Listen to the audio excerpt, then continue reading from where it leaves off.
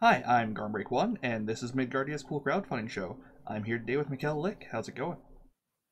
It's great. How it's going for you? I'm pretty good. So you're here today to talk about The Phantom, the card game. Uh, can you tell us a little bit Yeah, about it?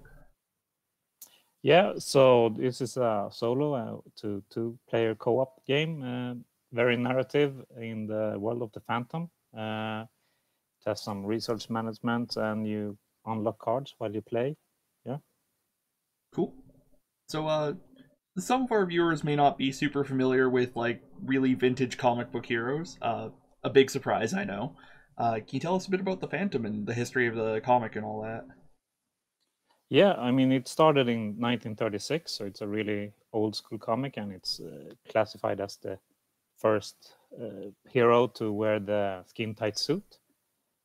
Started in the US, written by Lee Falk, and it's actually like it's been in the newspaper strip, like back when there was newspaper. Back in the bottom, in the end, you had these comic strips, and it's been ongoing since then until now. And like you could read the whole story if you would, but it would take you some time since it's so many years. And since then, there's been multiple comic books and such, and it's really niched. Like in some parts of the world, he's really big, and in other parts of the world, nobody knows about him. But the biggest thing I would say is the movie from 1996 with Billy Zane. That's probably what most people remember. Yeah, fair enough. I first heard about the Phantom because of that tribe in the Wagi Valley, I believe, that has like the Phantom on decorative shields and stuff that they use in warfare. That's how I first Yeah, heard of him.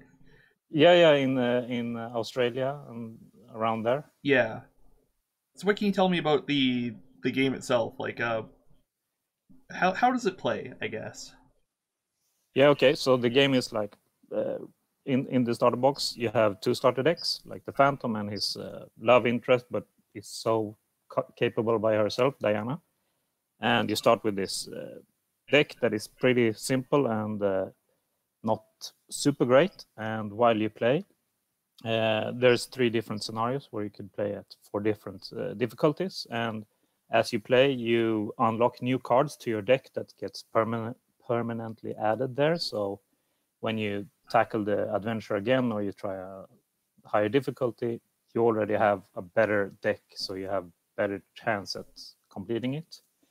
Uh, it plays like you get three cards and you can use them either as gaining resources or playing them out, and they all have different effects like most card games, modern card games. And the scenarios are very, I would say, the opposite of generic. I try to have like the way to progress should be, it shouldn't always be a boss and okay, you're two players, so he has 14 life. No, it should be like, well, this time you have to save someone, or this time you have to find some evidence or something, and it's a bit more unique missions. Yeah. So playing through the scenarios is not always just going to be find a guy and punch him. Yeah, exactly. Cool. So how did you come around to working on a project for a fairly obscure comic book hero? Yeah, I mean, I'm a big fan of the Phantom, and I've been that for 20 years or something. So, I mean, the my starting to design games was basically I want to do a great game about this hero. So it came from that way around instead of, oh, I got a game and I want to make it, find a theme that suits it. I started with a theme and worked from that angle. Cool. Uh, how did you get the license for that? That seems like it would be a fairly expensive one. The license? Yeah. Yeah, I mean, all licenses have their cost. I saved a bit of cost by like I love how I use the panels from the comic books. And since I got the license, I could do that. I mean, that's included in the price. So even though it costs a bit to get the license, I saved a bit of not having to use as many artists. Yeah, fair enough. Can you tell me a little bit about your stretch goals that you got for this project? Yeah, I mean, we already cleared 3 of them, and those were the most important ones because there was like better card quality. I really want them to feel professional, and we had the loot and achievements, and both of them are giving like super replayability, because otherwise when you finished adventure on a hard setting and you maybe don't want to return to it, here you really get the incentive to do so, to unlock more cards to your deck. And I'm really glad we got those. And the next stretch goals is only, it's very, very close to be done, and that would be more reward cards, so you get more options. And like before, we had this, like if you're playing the Phantom only adventure, only the Phantom unlocks cards in that one. But if we do this stretch goal, both of them gets. And stretch goal after that is the same thing, but with the loot, the achievement cards. So both can get achievements in all adventures. Oh, that's super cool. So, if somebody wanted to become more familiar with the Phantom, where would you recommend that they start reading about him? Yeah, one of the stories I have in the game is actually a really good place to start. It's when the Phantom meets Devil. It's called Story of Devil, and it's the Australian company that gives out the comic books about the Phantom has this trade paperback called For Those Who Came In Late, and that's like only the origin stories, and it's in there. That's a great place to start. Otherwise, I would say like starting with reading the dailies online. That's free. You could read that every day.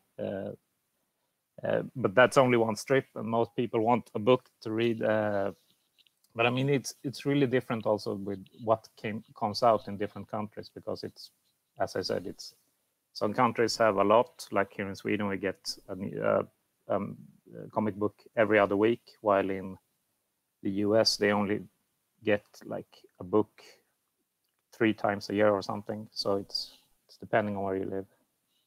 All right, cool. Yeah, anything else you'd like to highlight about the game while we're here? I mean, if you like solo or co-op games and you feel most of the other ones are kind of generic in what you have to achieve to clear the story or the mission, then I think this is a great one, because when I tried the what's it called, the competition, I still feel like I'm having more fun playing my own game than playing the big ones out there. Fair enough. Yeah. Do you have any plans to port this to some kind of virtual tabletop thing like Tabletop Simulator in the future?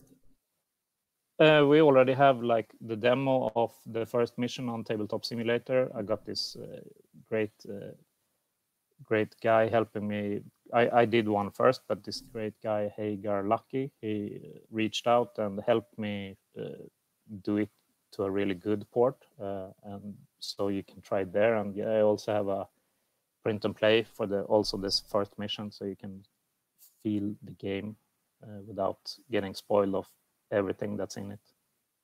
Excellent. Really handy for the quarantine times and all that. Yeah, I agree. And it's I mean, it's a 1 or 2 player game, so usually you can, yeah, it's something you can play while you are in quarantine. Yeah. Um, is there some special significance to the like card holder skull throne? Because it looks super cool. I'm just wondering if that's like a thing from the comics or.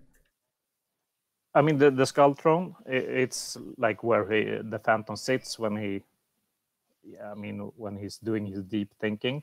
So I mean, it's super iconic for the comic book hero. So I really wanted it in there. I'm not. I mean, no game really needs a card holder like that, but it looks so great. So I wanted it, but to keep down the cost, I didn't have it in the in the standard, but in the deluxe you get the card throne, and it's also have like this very important chain that is an iconic story where when you put the chain on the throne. Yeah, but I think it looks great. It does. It's one of the things that really caught my eye. And now I feel bad that I don't have a skull throne to sit in while I think deeply, because my life is lesser for that. I think we all would need a skull throne. Yeah, I mean, like in most nerd culture, maybe it's the wrong word, but they have this, man cave. In the Phantom, we usually say we have our skull cave where we have all the comic books and figurines and stuff. You saw mine earlier there, Yeah, but and this is mine. yeah, So I really wanted a skull throne in there. Sit. I mean, hopefully, if this project does really well, you can get yourself a skull throne. Yeah, I get some masons put it coming here. Oh, that would be wonderful. Um, I have to reinforce the floor so it can stand there. it's a process, yeah. I see you've Yeah, already yeah, thought it through, though. yeah. I have some blueprints here now. uh, um, yeah. Anything else you want to say about either the Phantom, the comic or the game, or how you got into the industry, or I mean, I'm just getting into the industry now as a first-time designer and a first-time Kickstarter. I don't know what's it called, publisher. And I mean, it's so overwhelming how many nice people there are there. I mean, everyone just writing super nice things and really trying to get this to go as well as possible. And I gotten a lot of requests of doing an expansion, so I will start designing that as soon as things get a little bit calmer with the campaign. yeah, It's really awesome. yeah. That was gonna be my next question if you have plans for expanding it, but I guess yes. Yeah, I do. I just we're gonna try to get. I mean, I have a few ideas on which adventures I want to do, but we're also gonna ask the fans what would they want to see. Yeah. So more adventures. Are you gonna put in some additional side characters for if you have more than one friend in the future, maybe? Yeah, yeah. That's also been a lot of people asking for. I really feel that the game is so tight and good on two people. Maybe three people would work, but I if I don't find a really good way to make it for four-person, I don't know how. I think the downtime would maybe deteriorate the experience a bit, but I'm gonna try to figure out something to at least let the other people have something to do while they wait. If I'm gonna go up to four people. Yeah, fair enough. Better just leave it at two if that's what it ends up being. Yeah, I mean, I I loved playing this Harry Potter Hogwarts battles, and on like two players, it was so fun and engaging. But then we tried it four people. Like not all of my family is super into gaming, so it really got slowed down so much. I felt like, should I really have to wait this long for doing my short turn? Yeah, and I don't want that feeling in my game, so I'm gonna try to do it Yeah, somehow. fair enough. I appreciate the honesty there. Like the very upfront, I'll do it if it works kind of thing. I think that pretty much wraps up all my questions. Okay, that was a really quick one then. Uh, Uh, I yeah, I mean, mean, uh, we can talk about the adventures. Like in the game, we have these three adventures. The first one I mentioned earlier, like how the Phantom came in contact with his trusted companion Wolf, the devil, or not the devil, but devil, and trains him, and he becomes a close ally. And that's basically like the introduction to the Phantom character, that mission. and the other adventure is Diana in the Jungle Patrol, where Diana basically makes a bet with a guy who is going to be accepted in the military first and see battle. And she she goes through with it, and she excels, and she becomes like a captain or something.